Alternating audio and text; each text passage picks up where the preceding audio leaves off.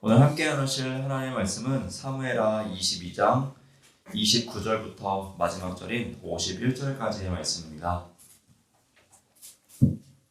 사무엘하 22장 중반절인 29절 말씀부터 마지막 절인 51절까지의 말씀입니다.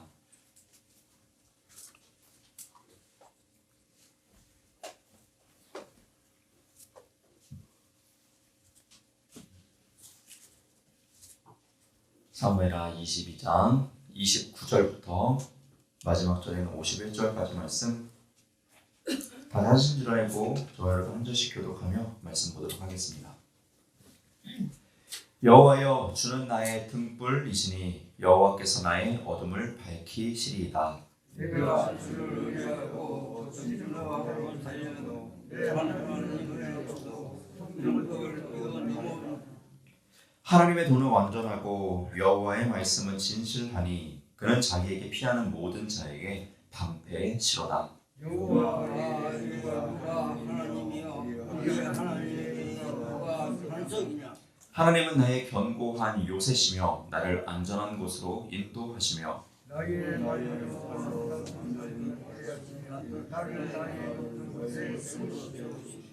내 손을 가르쳐 싸우게 하시니 내 팔이 놋 활을 당기도다. 주께서 또 주의 구원의 방패를 내게 비추며 주의 온유함이 나를 크게 하셨나이다. 내 걸음을 넓게 하셨고 내 발이 미끄러지지 아니하게 하셨나이다. 내가 원수를 멸하였으며 그들을 무찌르기 전에 지 아니하셨나이다. 내가 그들을 무찔러 전멸시켰더니 그들이 내 발 아래에 엎드려지고 능히 일어나지 못하였나이다. 이런 주께서 내게 증명하시며 미끄러하러 내게 띄우사 일어나 나를 치는 자를 내게 굴복하게 하셨다며. 주께서 내 원수들이 등을 내게로 향하게 하시고 내게 나를 미워하는 자를 끊어버리게 하셨음이니이다.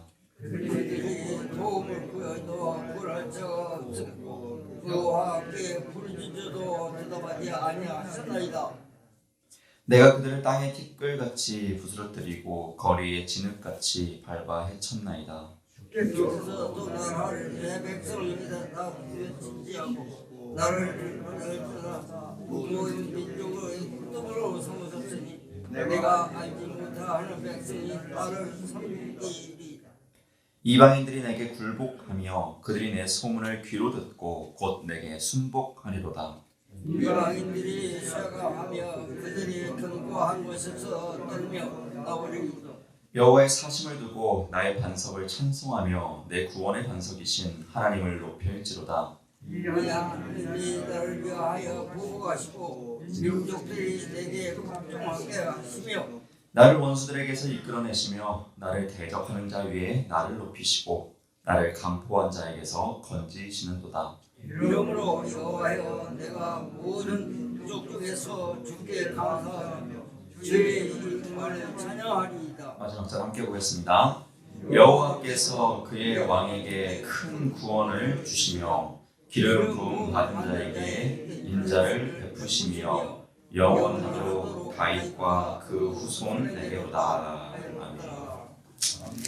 오늘도 이 새벽 기도자로 나오신 우리 모든 성도 여러분들을 주님의 이름으로 환영하고 축복합니다.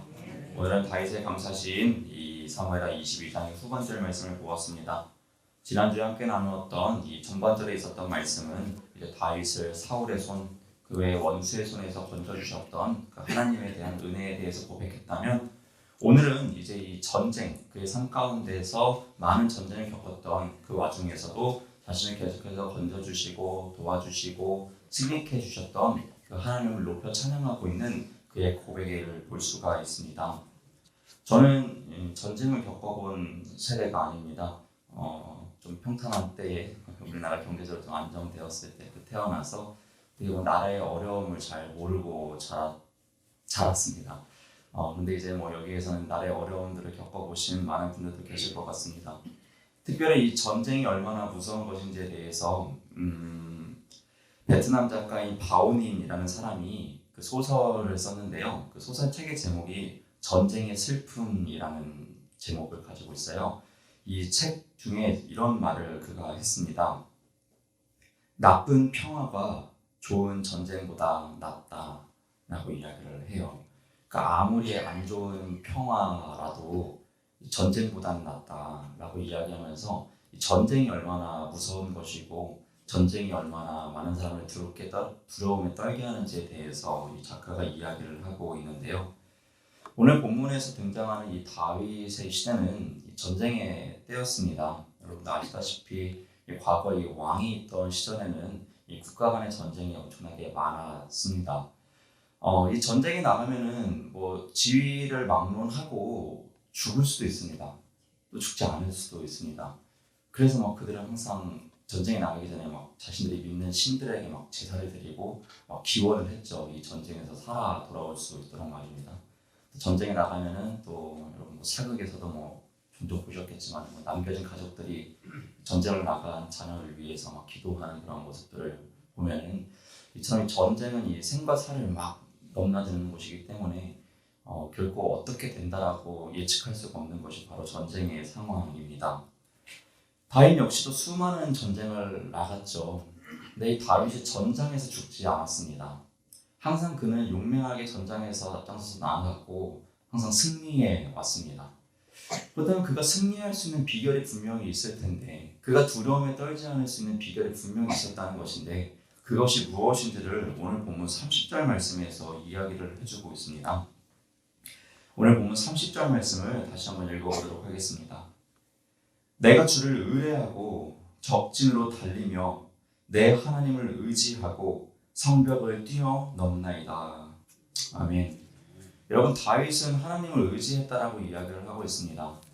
다윗이라고 해서 뭐 자신의 생명에 대해서 생각을 안 해봤겠습니까? 전쟁에 나가는데 어찌 뭐 그러한 위험한 생각, 두려운 생각이 안 들 수 있겠습니까? 그런데 그의 삶의 모습을 보면 전쟁으로 나가는 모습을 보면 두려움 없이 나갔다라는 것이죠. 두려움 없이 나갈 수 있었던 이유는 단 한 가지죠. 그는 하나님을 의뢰했기 때문입니다. 하나님을 의지했기 때문입니다. 또한 31절 말씀을 보면 하나님의 도는 완전하고 여호와의 말씀은 진실하니 그는 자기에게 피하는 모든 자에게 방패시로다 라고 고백을 하고 있어요. 방패는요 생명을 구원해 주는 겁니다. 방패는요 어떠한 공격과 어떠한 환란이 와도 막아주는 것이 바로 방패입니다. 근데 다윗은 어떤 신앙을 갖고 있었습니까? 하나님께 피하는 자에게는 하나님이 그들의 방패가 되어준다라고 고백을 하고 있어요. 이게 그의 신앙의 고백이죠. 이것이 그가 가지고 있는 믿음이었어요. 이 믿음대로 전쟁에 나가는 것이죠. 방패 대신 하나님이 나를 계속해서 도와주실 것이다. 건져주실 것이다. 보호해 주실 것이다. 산성이 되어주실 것이다. 이런 믿음이 있으니까요. 하나님께서는요.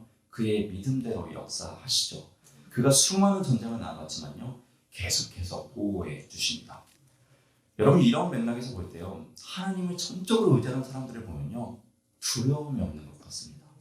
정말 두려움 없이 삶을 살아가는 사람, 도전하는 사람, 나아가는 사람 보면요. 정말 하나님을 전적으로 의지하는 사람들입니다. 여러분 다니엘 보십시오. 그가 어떻게 두려움 없이 그렇게 사자굴로 나아갑니까? 하나님을 전적으로 의지하기 때문 아니겠습니까? 많은 믿음의 선조들이 어떻게 그렇게 어려운 환난으로 그 길로 나아갑니까? 하나님을 의지하니까죠. 결국에는 그 답은요. 하나님을 의지하기 때문에 그의 삶 가운데서 담대하게 살아낼 수 있었다는 것을 기억할 수 있는 우리가 되길 소망합니다. 그래야 우리도요. 이 다윗의 신앙의 고백처럼 이 방패 되시는 우리의 삶의 방패 되시는 하나님을 기억할 수 있는 은혜가 있길 소망합니다. 그래야 여러분 모든 혼란 가운데서도 이 방패 되신 하나님의 놀라운 은혜를 맛볼 수 있는 참된 신앙이 될 수 있기를 주님의 이름으로 부탁드립니다. 아멘. 다윗은 이처럼 하나님을 계속해서 의지했습니다. 그리고 이제 후반절을 보게 되면요. 이 다윗이 하나님의 은혜를 고백하는 것을 또 한번 볼 수가 있어요. 여러분 이 사람이 참 교만해가지고 이 한두 번은 하나님만 의지하다가도 이제 좀 잘 되고 익숙해지면은 하나님을 의지하기보다 이제 막 내 힘으로 해나가고 또 이제 내가 잘해서 그런 줄 알고 하는 그런 습성들이 참 우리 안에 있습니다. 근데 다윗은요 그러지 않았음을 고백합니다. 승리했는데도 계속해서 이것은 전적으로 하나님이 해주신 겁니다 라고 막 고백을 하며 자신의 의를 결코 높이잖아요. 오늘 본문 40절 말씀 보겠습니다. 이는 주께서 내게 전쟁하게 하려고 능력으로 내게 띠띠우사 일어나 나를 치는 자를 내게 굴복하게 하셨사오며. 네. 여러분, 이 고백은 다 하나님이 하셨다는 거예요. 하나님이 내게 능력을 주셔서 한 것이지 내 능력을 한 것이 아니라고 고백하죠. 내가 잘 싸워가지고 원수들이 굴복한 게 아니라 하나님이 굴복시켰다라고 고백을 해요. 그리고 이제 50절 말씀 보면요, 이제 쭉쭉쭉쭉 하나님의 은혜를 고백하고 50절에서 이러므로 여호와여 내가 모든 민족 중에서 주께 감사하며 주의 이름을 찬양하리이다. 아멘. 이렇게 고백을 합니다. 결국 이 모든 결론은 하나님 때문이다. 그러니 하나님께서 찬송 받으셔야 됩니다. 하나님께 감사드립니다. 라는 것을 고백합니다. 이런 우리는 어제 추수감사주일로 주님께 예배를 올려드렸습니다. 우리의 시간과 헌신과 예물과 과일들, 추수한 모든 것들을 주님께 올려드렸었습니다. 한 해의 감사를 고백한 것이죠. 지금까지 인도해 주신 것은 하나님의 은혜임을 고백한 고백이었습니다. 이 고백이 1년에 한 번 11월에 그치는 것이 아니라 우리 일평생의 고백이 되기를 소망합니다. 돌아보는 은혜가 있길 소망합니다. 에베네셀, 여기까지 인도하신 분은 오직 하나님이시다. 이것을 잊지 않는 우리가 되길 소망합니다. 다윗은 잊지 않았습니다. 하나님께 감사했습니다. 내 의를 드러내지 않았습니다. 여러분, 그러니 하나님께서 다윗을 이뻐할 수밖에 없을 것 같습니다. 항상 하나님이 도와준 줄 알고, 항상 하나님께 도움을 구할 때 도와주시는 분인 줄 알고, 모든 것을 감사하며 그 영광의 찬송을 오직 하나님께만 올려드린 이 다윗, 하나님께서 정말 보시기에 아름다운 신앙인이었을 것 같습니다. 그러니 그는 하나님의 마음에 합한 자로서 평가받는 것이 어찌 보면 당연할지도 모르겠습니다. 여러분, 우리 삶 역시도 하나님께 인정받는 신앙의 모습이 되었으면 좋겠습니다. 여러분, 다윗이 죄가 없어서 인정받은 것이 아닙니다. 그 역시도 부하를 죽였고요, 부하의 아내도 취한 죄를 지었습니다. 그럼에도 불구하고 하나님께 합한 자가 된 것은 그는 그래도 인생의 마지막까지 계속해서 하나님을 의지했기 때문입니다. 하나님께 감사했고 찬양하는 신앙인이었기 때문입니다. 우리 역시 때로는 넘어지고 죄를 질 때도 있습니다. 그러나 우리도 하나님의 마음에 합한 신앙이 될 수 있습니다. 다윗처럼 끝까지 하나님을 의뢰하고 하나님을 방패로 삼고 하나님께 감사와 찬송을 드리는 귀한 삶을 살아간다면 말입니다. 오늘 새벽이 또 그런 하나님께 나아가는 귀한 새벽이 되길 소망합니다. 오늘도 새벽에 이 기도자로 나오신 우리 성도 여러분들 다시 한번 주님 이름으로 환영하고 사랑하고 축복합니다. 기도하겠습니다. 사랑의 하나님, 감사드립니다. 오늘도 귀한 날을 깨워주셔서 주님 앞에 기도자로 나오게 해주신 은혜에 감사를 드립니다. 오늘도 불러주신 은혜에 감사하며 주님께 찬송과 이 귀한 시간에 헌신을 드립니다. 우리의 모든 기도도 기뻐받아 주시옵소서. 이 시간 하나님께서 기뻐받으시는 귀한 기도의 소리가 울려 퍼지기를 소망합니다. 우리의 입술을 주장하여 주시옵고 우리의 마음을 주장하여 주시옵소서. 하나님, 우리의 삶 가운데서 이 감사의 고백이 그저 일회성으로 그치는 것이 아니라 일평생의 고백이 되길 소망합니다. 우리에게 이미 허락하여 주신 그 수많은 은혜들을 발견할 수 있는 영적인 눈을 허락하여 주시고 영적인 입술을 허락하여 주셔서 오직 주님만을 찬송하게 하여 주시옵소서.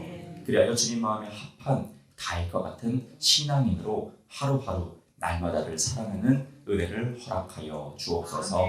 감사드리며 이 모든 기도 살아계신 우리 주 예수님의 이름으로 기도드렸습니다. 아멘. 하늘에 계신 우리 아버지여, 이름이 거룩히 여김을 받으시오며 나라가 임하시오며 뜻이 하늘에서 이루어진 것 같이 땅에서도 이루어지이다. 오늘 우리에게 일용할 양식을 주시옵고 우리가 우리에게 죄 지은 자를 사하여 준 것 같이 우리 죄를 사하여 주시옵고 우리를 시험에 들게 하지 마시옵고 다만 악에서 구하시옵소서. 나라와 권세와 영광이 아버지께 영원히 있사옵나이다. 아멘. 함께 주시옵소서. 이 기도의 자리가 되게 주시옵소서. 우리 입술 가운데 함께하여 주시옵소서. 진실하고 진실한 마음들을 허락하여 주옵소서.